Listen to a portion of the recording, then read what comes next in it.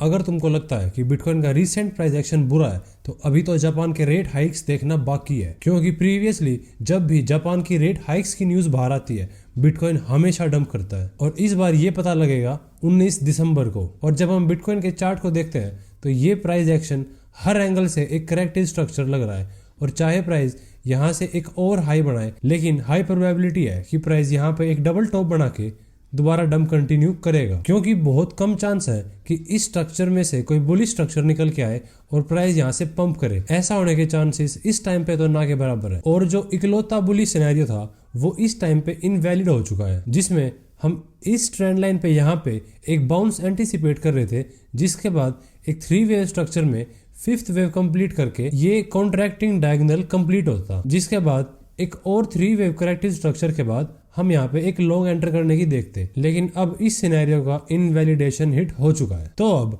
हमारे पास सबसे bullish scenario यही है कि प्राइस यहाँ पे एक लो क्रिएट करके दोबारा बाउंस करेगा, इन हाइज को हिट भी करेगा, लेकिन यहाँ से इस सिनेरियो के हिसाब से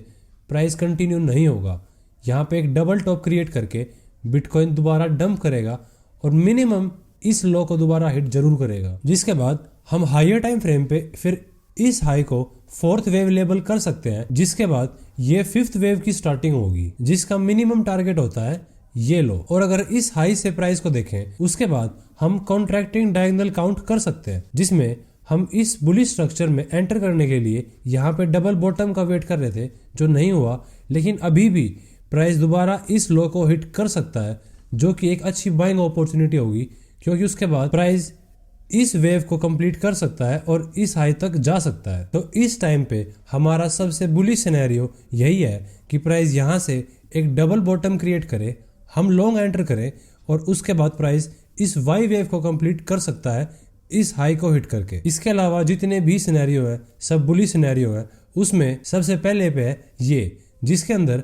हम इस लो के बाद WXY ही काउंट कर रहे हैं, लेकिन उसमें वाई वेव यहाँ कंप्लीट हो चुकी है, जिसके बाद ये प्राइस एक्शन एक बियरिश प्राइस एक्शन है, जिसके अंदर प्राइस कोई भी बाउंस नहीं करेगा और यहीं से ब्रेक डाउन करना स्टार्ट करेगा। तो इसमें एंटर करने के लिए हमको इस हाई के बाद वाले प्राइस एक्शन को काउंट करना पड़ेगा एक शॉर्ट एंटर करने के लिए, क्योंकि ये एक डाउन ट्रेंड है तो हम शॉर्ट को ही बायस में बना के रखेंगे। तो इस हाई के बाद बियरिश स्ट्रक्चर काउंट करने के लिए हमको मल्टी 1-2 ही काउंट करने पड़ेंगे, क्योंकि इसमें एग्जैक्ट 5 वेव काउंट करना इम्पॉसिबल है और एक डायगोनल फॉर्म करने के लिए यहाँ पे वेव्स छोटी हैं। तो मल्टी 1-2 ही है जिसकी प्रोबेबिलिटीज ज्यादा है यहाँ पे फॉर्म होने की, जिसके अंदर इस लोकल डंप के बाद यहाँ पे एक और सेकंड वेव फॉर्म हो सकती है, जिसके बारे में अभी हम लोअर टाइम फ्रेम पे बात करेंगे कि कैसे हम यहाँ पे एक शॉर्ट एंटर कर सकते हैं इस पूरे डाउन मूवमेंट का फायदा उठाने के लिए। तो अगर हम लोअर टाइम फ्रेम पे देखें तो इस लो के बाद हम कहीं भी क्लियर 5 वेव्स काउंट नहीं कर सकते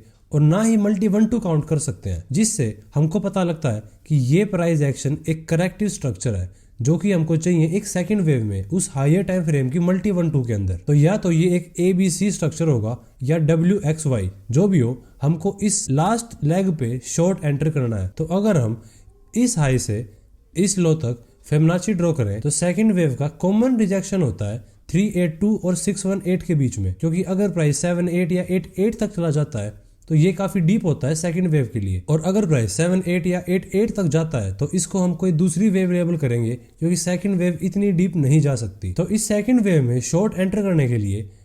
या तो हम एक डायरेक्ट SFP ट्रेड कर सकते हैं इस 618 से, जिसमें हमारा स्टॉप लॉस होगा 88 के ऊपर, क्योंकि अगर 0.88 हिट हो जाता है तो उसके बाद प्रोबेबिलिटीज बढ़ जाती है उस हाई के हिट होने की। तो या तो हम डायरेक्टली 618 पे शॉर्ट एंटर कर सकते हैं, और या फिर हम वेट कर सकते हैं कि अगर प्राइस इसको हिट करे और